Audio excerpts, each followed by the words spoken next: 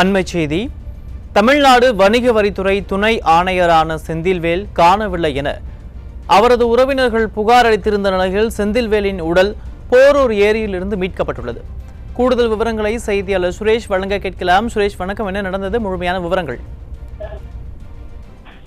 வணக்கம் அருண்பாண்டியன்.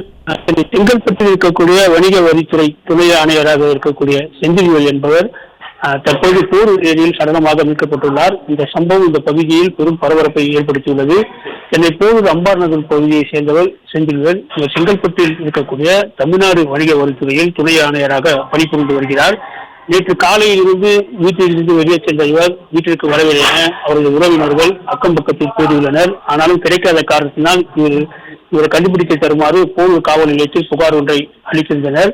இந்த புகாரின் பேரில் காவல்துறையினர் விசாரணை மேற்கொண்டு வந்தனர். இந்த நிலையில் இன்று காலை சென்னை போரூர் ஏரியில் சடலம் ஒன்று கிடப்பதாக வழியாக சென்ற பொதுமக்கள் போரூர் காவல் நிலையத்துக்கு தகவல் தெரிவித்துள்ளனர். சம்பவ இடத்துக்கு விருந்து வந்த காவல்துறையினர் போரூரில் மிதந்து கொண்டிருந்த அந்த உடலை மீட்டு உடற்கூறு ஆய்வுக்காக அரசு மருத்துவமனைக்கு அனுப்பி வைத்துள்ளனர். இது குறித்து காவல்துறை நடத்திய விசாரணையில் போரூர் ஏரியில் சடலமாக மீட்கப்பட்ட நபர் வணிக வரித்துறையில் துணை ஆணையராக பணிபுரிந்து வந்த செந்தில்வேல் என்பது முதற்கட்ட விசாரணையில் தெரிய வந்துள்ளது.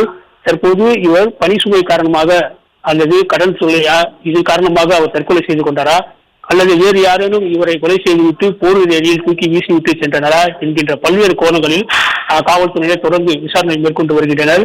தற்போது துணை ஆணையராக இருக்கக்கூடிய செந்தில்வேல் என்பவர் போரூர் ஏரியில் சடலமாக மீட்கப்பட்ட சம்பவம் இந்த பகுதியில் பெரும் பரபரப்பையும் பொதுமக்களிடையே பெரும் அச்சத்தையும் ஏற்படுத்துவது. இந்த சம்பவம் தொடர்பாக தொடர்ந்து போரூர் காவல்துறையினர் விசாரணை மேற்கொண்டு வருகின்றனர் என்பது குறிப்பிடத்தக்கது.